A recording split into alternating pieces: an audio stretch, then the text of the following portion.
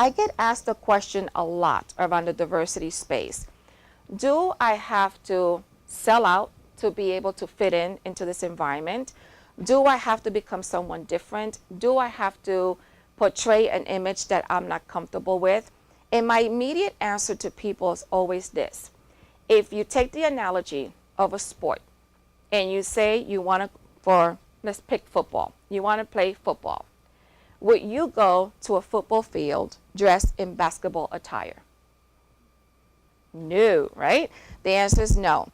So what I tell young students is, as you think about this having to sell out or having to portray something you're not, that's not what you're doing. You're gearing yourself up to be prepared to play the game, whatever that game is. If it's in the corporate sector, if it's in the legal sector, if it's in the entrepreneurial sector, you have to arm yourself with what it takes to be successful. So for me, when I had to get into this environment, I recall my first networking event. And networking is key, by the way, and we'll get into that a little bit later. But my first networking event, I was asked to go to a hotel in the city and go to an event where we're going to have 50 people before attending a course the following day.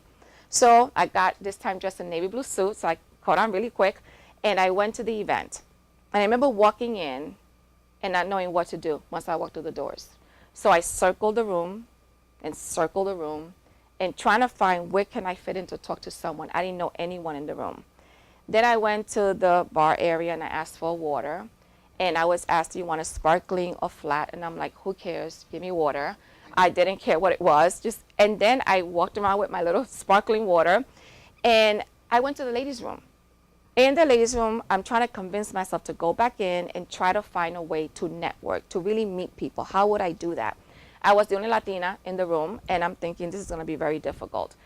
And then I went back in, and I must say that my first networking event was a big, big failure. I went home not meeting anyone and feeling very angry about it.